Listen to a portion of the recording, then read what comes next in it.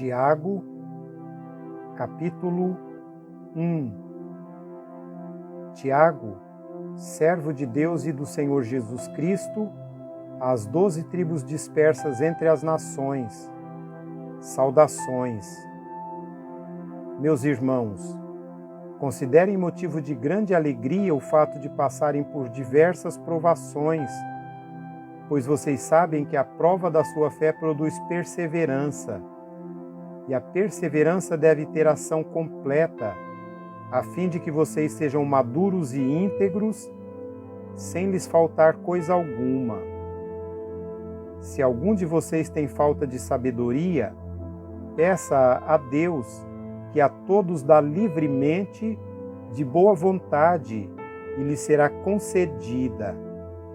Peça, porém, com fé, sem duvidar, pois aquele que duvida é semelhante à onda do mar, levada e agitada pelo vento. Não pense tal pessoa que receberá coisa alguma do Senhor, pois tem mente dividida e é instável em tudo o que faz. O irmão de condição humilde deve orgulhar-se quando estiver em elevada posição, e o rico deve orgulhar-se caso passe a viver em condição humilde, porque o rico passará como a flor do campo. Pois o sol se levanta, traz o calor e seca a planta. Cai então a sua flor e a sua beleza é destruída. Da mesma forma, o rico murchará em meio aos seus afazeres. Feliz é o homem que persevera na provação, porque depois de aprovado receberá a coroa da vida, que Deus prometeu aos que o amam. Quando alguém for tentado, jamais deverá dizer: estou sendo tentado por Deus, pois Deus não pode ser tentado pelo mal e a ninguém tenta. Cada um, porém, é tentado pelo próprio mau desejo, sendo por este arrastado e seduzido. Então esse desejo, tendo concebido, dá à luz o pecado, e o pecado, após ter se consumado, gera a morte. Meus irmãos, não se deixem enganar. Toda boa dádiva e todo dom perfeito vem do alto, descendo do Pai das luzes, que não muda como sombras inconstantes. Por sua decisão, ele nos gerou pela palavra da verdade, a fim de sermos como os primeiros frutos de tudo o que ele criou. Meus irmãos, tenham isso em mente. Sejam todos prontos para ouvir, tardios para falar e tardios para irar-se, pois a ira do homem não produz a justiça de Deus. Portanto, livrem-se de toda a impureza moral e da maldade que prevalece e aceitem humildemente a palavra implantada em vocês, a qual é poderosa para salvá-los. Sejam praticantes da palavra e não apenas ouvintes, enganando-se a si mesmos. Aquele que ouve a palavra, mas não a põe em prática, é semelhante a um homem que olha para a sua face no espelho e, depois de olhar para si mesmo, sai e logo esquece a sua aparência. Mas o homem que observa atentamente a lei perfeita, que traz a liberdade, e persevera na prática dessa lei, não esquecendo o que ouviu, mas praticando-o, será feliz naquilo que fizer. Se alguém se considera religioso, mas não refreia a sua língua, engana-se a si mesmo. Sua religião não tem valor algum.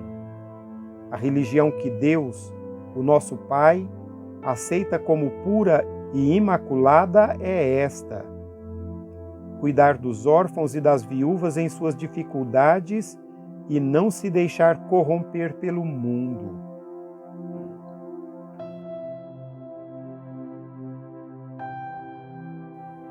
Capítulo 2. Meus irmãos, como crentes em nosso glorioso Senhor Jesus Cristo, não façam diferença entre as pessoas, tratando-as com parcialidade. Suponham que na reunião de vocês entre um homem com anel de ouro e roupas finas, e também entre um pobre com roupas velhas e sujas. Se vocês derem atenção especial ao homem que está vestido com roupas finas e disserem: aqui está um lugar apropriado para o Senhor, mas disserem ao pobre: você fique em pé ali, ou sente-se no chão, junto ao estrado onde ponho os meus pés, não estarão fazendo discriminação, fazendo julgamentos com critérios errados? Ouçam, meus amados irmãos, não escolheu Deus os que são pobres aos olhos do mundo para serem ricos na fé e herdeiros do reino que ele prometeu aos que o amam? Mas vocês têm desprezado o pobre. Não são os ricos que oprimem vocês? Não são eles que os arrastam para os tribunais? Não são eles que difamam o bom nome que sobre vocês foi invocado? Se vocês de fato obedecerem à lei do reino encontrada na Escritura que diz: ame o seu próximo como a si mesmo, estarão agindo corretamente. Mas se tratarem os outros com parcialidade, estarão cometendo pecado e serão condenados pela lei como transgressores. Pois quem obedece toda a lei, mas tropeça em apenas um ponto, torna-se culpado de quebrá-la inteiramente. Pois aquele que disse: não adulterarás, também disse: não matarás. Se você não comete adultério, mas comete assassinato, torna-se transgressor da lei. Falem e ajam como quem vai ser julgado pela lei da liberdade, porque será exercido juízo sem misericórdia sobre quem não foi misericordioso. A misericórdia triunfa sobre o juízo. De que adianta, meus irmãos, alguém dizer que tem fé se não tem obras? Acaso a fé pode salvá-lo? Se um irmão ou irmã estiver necessitando de roupas e do alimento de cada dia, e um de vocês lhe disser: vá em paz, aqueça-se e alimente-se até satisfazer-se, sem porém lhe dar nada, de que adianta isso? Assim também a fé, por si só, se não for acompanhada de obras, está morta. Mas alguém dirá: você tem fé, eu tenho obras. Mostra-me a sua fé sem obras, e eu lhe mostrarei a minha fé pelas obras. Você crê que existe um só Deus? Muito bem. Até mesmo os demônios creem e tremem. Insensato! Quer certificar-se de que a fé sem obras é inútil? Não foi Abraão, nosso antepassado, justificado por obras, quando ofereceu seu filho Isaque sobre o altar? Você pode ver que tanto a fé como as obras estavam atuando juntas, e a fé foi aperfeiçoada pelas obras. Cumpriu-se assim a Escritura que diz: Abraão creu em Deus, e isso lhe foi creditado como justiça, e ele foi chamado amigo de Deus. Vejam que uma pessoa é justificada por obras e não apenas pela fé. Caso semelhante ao de Raabe, a prostituta. Não foi ela justificada pelas obras quando acolheu os espias e os fez sair por outro caminho? Assim como o corpo sem espírito está morto, também a fé sem obras está morta.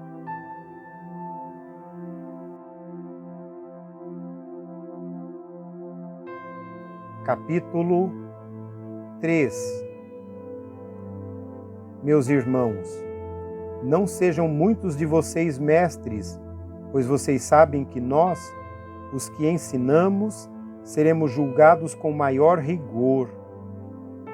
Todos tropeçamos de muitas maneiras. Se alguém não tropeça no falar, tal homem é perfeito, sendo também capaz de dominar todo o seu corpo.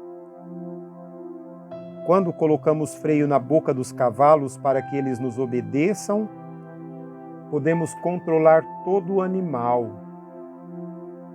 Tomem também como exemplo os navios, embora sejam tão grandes e impelidos por fortes ventos, são dirigidos por um leme muito pequeno, conforme a vontade do piloto. Semelhantemente, a língua é um pequeno órgão do corpo, mas se vangloria de grandes coisas. Vejam como um grande bosque é incendiado por uma simples fagulha. Assim também, a língua é um fogo, é um mundo de iniquidade. Colocada entre os membros do nosso corpo, contamina a pessoa por inteiro, incendeia todo o curso de sua vida, sendo ela mesma incendiada pelo inferno. Toda espécie de animais, aves, répteis e criaturas do mar doma-se e tem sido domada pela espécie humana. A língua, porém, ninguém consegue domar. É um mal incontrolável, cheio de veneno mortífero. Com a língua bendizemos o Senhor e Pai, e com ela amaldiçoamos os homens, feitos à semelhança de Deus. Da mesma boca procedem bênção e maldição. Meus irmãos, não pode ser assim. Acaso podem sair água doce e água amarga da mesma fonte? Meus irmãos, pode uma figueira produzir azeitonas ou uma videira figos?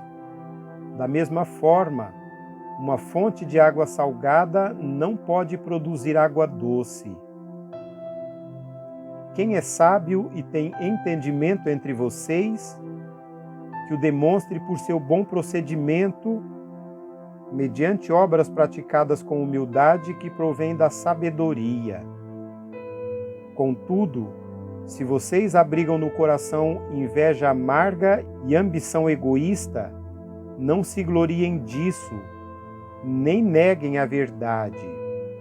Esse tipo de sabedoria não vem dos céus, mas é terrena, não é espiritual, mas é demoníaca. Pois onde há inveja e ambição egoísta, aí há confusão e toda espécie de males. Mas a sabedoria que vem do alto é antes de tudo pura, depois pacífica, amável, compreensiva, cheia de misericórdia e de bons frutos, imparcial e sincera. O fruto da justiça semeia-se em paz para os pacificadores.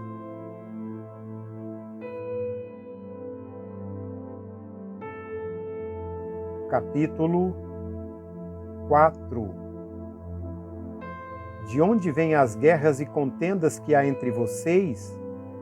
Não vêm das paixões que guerreiam dentro de vocês? Vocês cobiçam coisas e não as têm. Matam e invejam, mas não conseguem obter o que desejam. Vocês vivem a lutar e a fazer guerras. Não têm, porque não pedem. Quando pedem, não recebem, pois pedem por motivos errados para gastarem seus prazeres. Adúlteros, vocês não sabem que a amizade com o mundo é inimizade com Deus? Quem quer ser amigo do mundo faz-se inimigo de Deus. Ou vocês acham que é sem razão que a Escritura diz que o Espírito que Ele fez habitar em nós tem fortes ciúmes? Mas Ele nos concede graça maior. Pois isso diz a Escritura: Deus se opõe aos orgulhosos, mas concede graça aos humildes. Portanto, submetam-se a Deus, resistam ao diabo e ele fugirá de vocês. Aproximem-se de Deus e ele se aproximará de vocês. Pecadores, limpem as mãos, e vocês que têm a mente dividida, purifiquem o coração. Entristeçam-se, lamentem-se e chorem. Troquem o riso por lamento e a alegria por tristeza. Humilhem-se diante do Senhor e Ele os exaltará. Irmãos, não falem mal uns dos outros.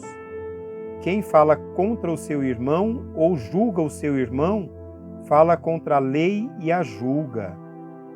Quando você julga a lei, não a está cumprindo, mas está se colocando como juiz. Há apenas um legislador e juiz, aquele que pode salvar e destruir.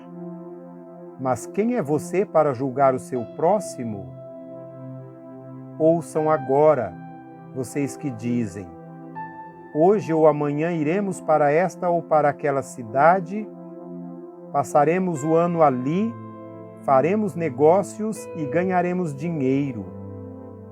Vocês nem sabem o que lhes acontecerá amanhã. Que é a sua vida? Vocês são como a neblina que aparece por um pouco de tempo e depois se dissipa. Ao invés disso, deveriam dizer: se o Senhor quiser, viveremos e faremos isso ou aquilo. Agora, porém, vocês se vangloriam das suas pretensões. Toda vanglória como essa é maligna. Pensem nisso, pois quem sabe que deve fazer o bem e não o faz, comete pecado.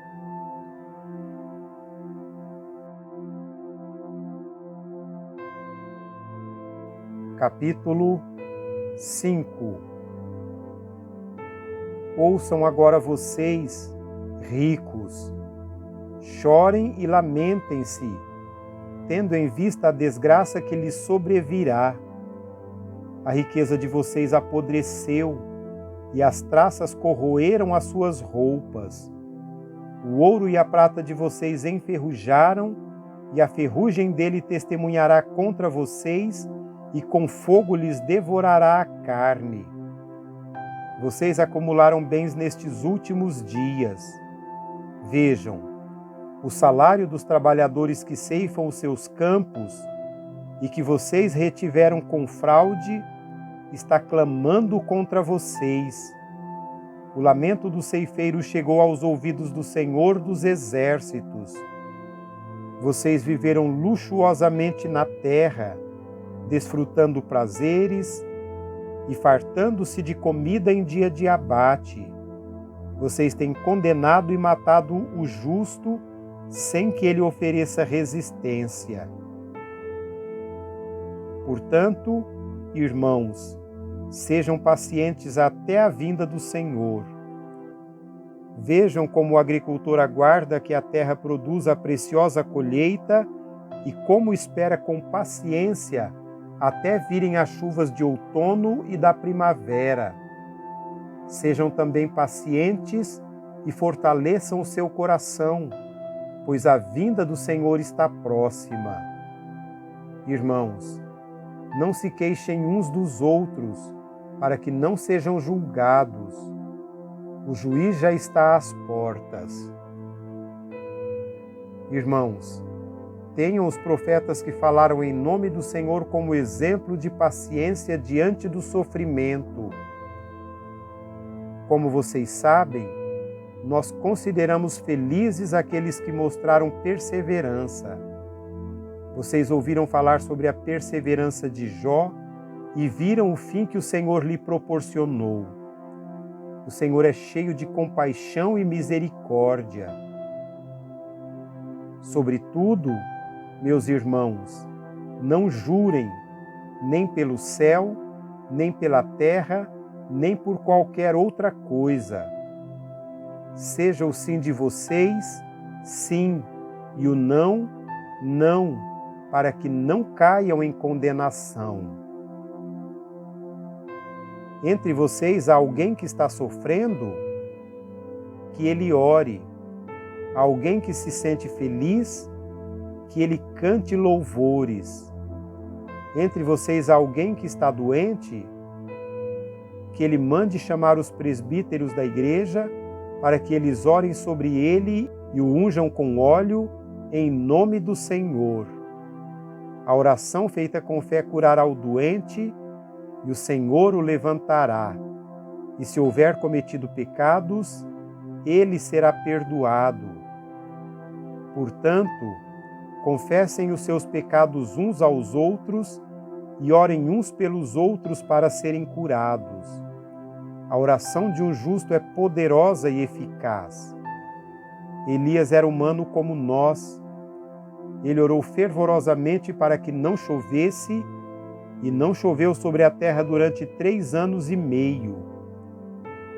Orou outra vez, e os céus enviaram chuva, e a terra produziu seus frutos.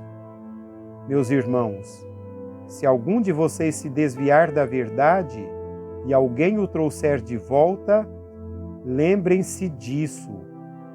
Quem converte um pecador do erro do seu caminho, salvará a vida dessa pessoa e fará que muitíssimos pecados sejam perdoados.